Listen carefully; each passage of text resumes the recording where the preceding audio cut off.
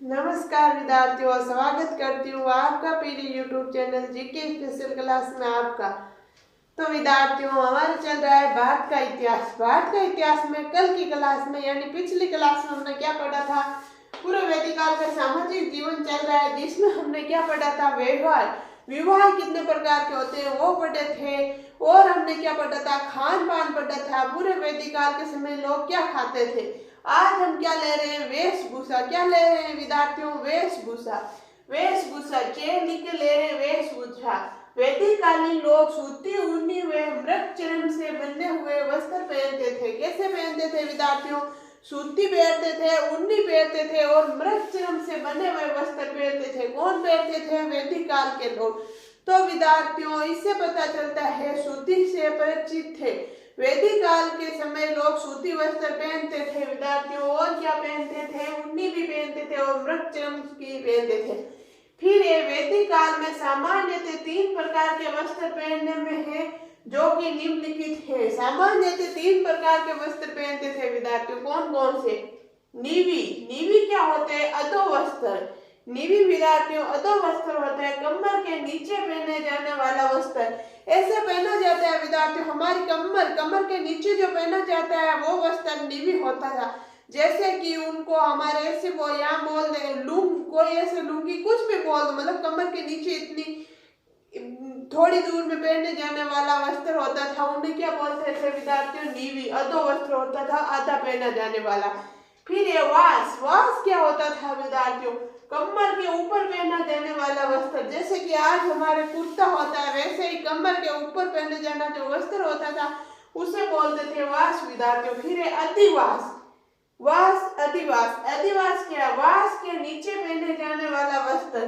कमर के ऊपर वास पहना जाता था, कमर के नीचे नीवी पहना जाता था, दोनों के बीच में अधिवास पहना जाता था, यानी वास के नीचे पहना जाता था, उसे क्या बोलते थे? अधिवास। वास के नीचे पहना जाने वाला वस्त्र होता था। ये 3 जो थे विद्यार्थियों वेरी मोस्ट, यानी कि सामान्य थे, ये 3 पहनते थे। इनके अलावा भी क्या और पहनते थे? हाँ पहनते थे। क्या पहनते थे?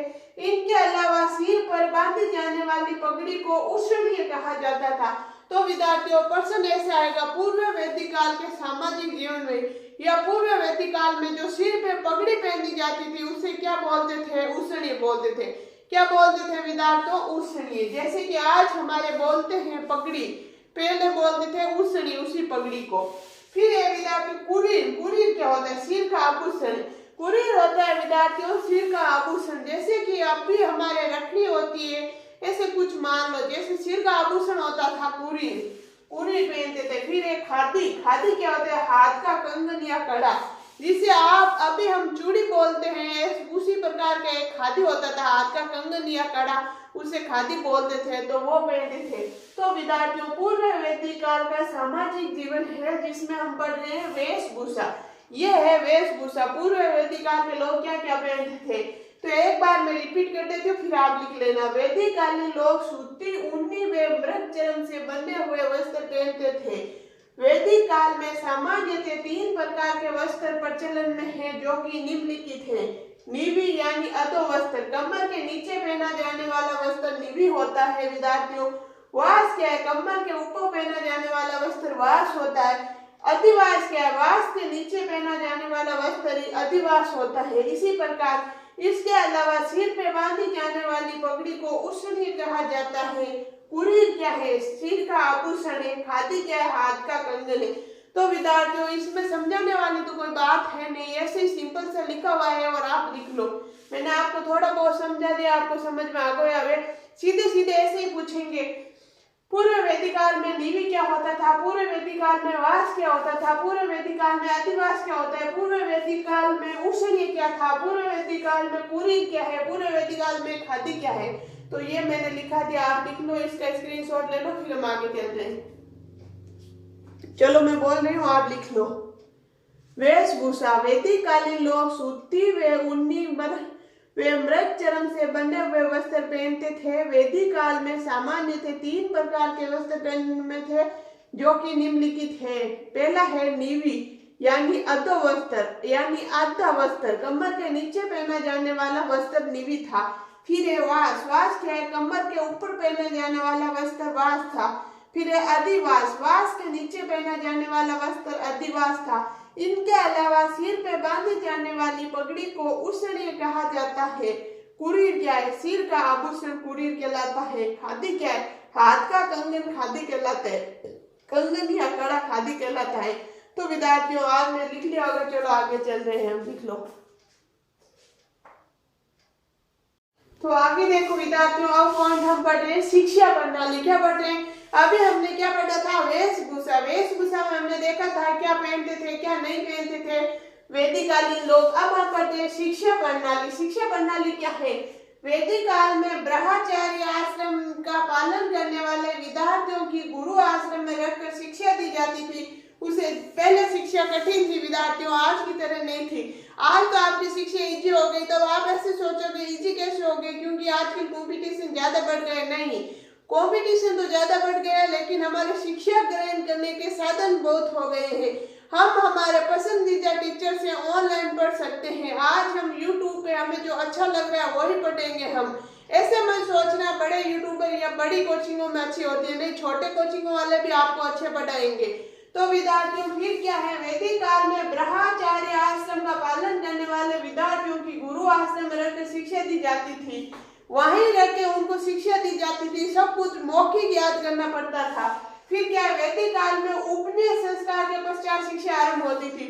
उपनयन संस्कार, उपनयन संस्कार क्या होते हैं विद्यार्थियों, पहले जनेऊ धारण करते थे, वैसे ही एक संस्कार होता है, मतलब इनकी एक परंपरा थी। उपनयन संस्कार एक जैसे कि जनेऊ धारण करना, वो करने के बाद ही ये शिक्षा प्रारंभ करते थे। फिर ये नोट्स, मैंने नोट्स लिखा है विद्यार्थियों। भारत में कुल 16 संस्कार माने गए हैं। भारत में विद्यार्थियों कुल कितने संस्कार है, 16 है, जिनमें एक यह है उपनयन संस्कार। वैदिक काल में मौखिक शिक्षा प्रणाली पाई जाती थी।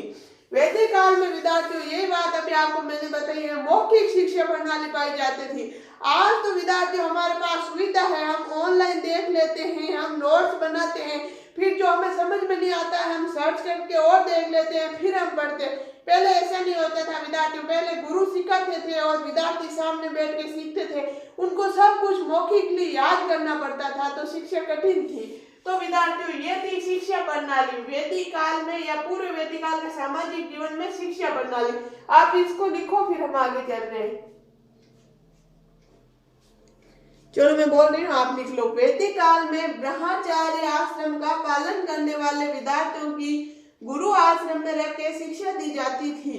वैदिक काल में उपनयन संस्कार के पश्चात शिक्षा आरंभ होती है। फिर ये नोट्स लगा के लिखना, भारत में कुल 16 संस्कार माने गए हैं, जिनमें ये एक उपनयन संस्कार भी है। फिर ये वैदिक काल में मौखिक शिक्षा प्रणाली थी, यानी लिखित शिक्षा प्रणाली नहीं थी, मौखिक शिक्षा प्रणाली थी। तो विद्यार्थियों प्रश्न ऐसे आएगा, क्या वैदिक काल में कौन सी शिक्षा प्रणाली थी, तो ऐसे लिखाएगा मौखिक, लिखित। तो आपको क्या लिखना है, मौखिक। वैदिक काल में सब कुछ मौखिक याद करना पड़ता था, यह थी मौखिक शिक्षा प्रणाली।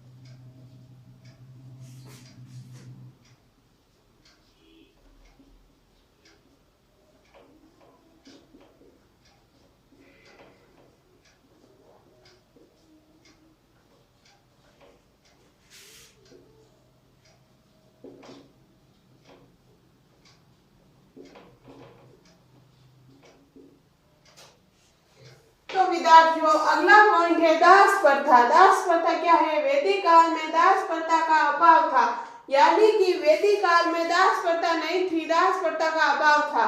फिर क्या है? दासों के लिए अदम्यु, अयज्ञहान, ओ ये हाय, अयज्ञहान, उपनाथ जैसे शब्दों का प्रयोग होता था, यानी कि दास नहीं बोले जाते थे, दास की जगह उनका नाम अलग था, अदम्यु, अयज्ञहान, उपन्यास जैसे शब्दों का प्रयोग होता था। तो वैदिक काल में दास प्रथा क्या थी? अभाव था। तो इतना सा लिखो, फिर हम आगे एक और पॉइंट लिख रहे हैं। लिखो दास प्रथा। वैदिक काल में दास प्रथा का अभाव था, दासों के लिए अदम्यु, अयज्ञहान, उपन्यास जैसे शब्दों का प्रयोग करते थे। लिख लिया होगा विद्यार्थियों, दो ही तो लाइन थी ये। तो इसमें ज्यादा समझाने वाली कोई बात नहीं है, ऐसे में लिखा रही हूँ, बाई चांस इनमें से पूछ ले। ये जो पीछे छोटे छोटे पॉइंट लिखा रही हूँ, इनमें से ज्यादा पूछते तो नहीं है, क्या पता पूछ ही लेते हैं कभी कभी।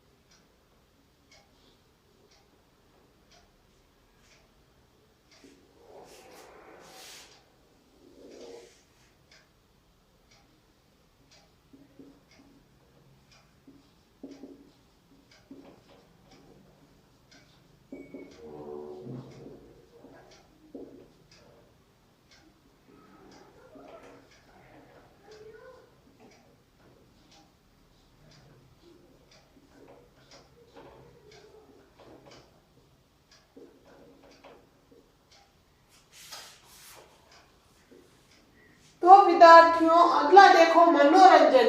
क्या पूरे वैदिक काल के लोग मनोरंजन भी करते थे।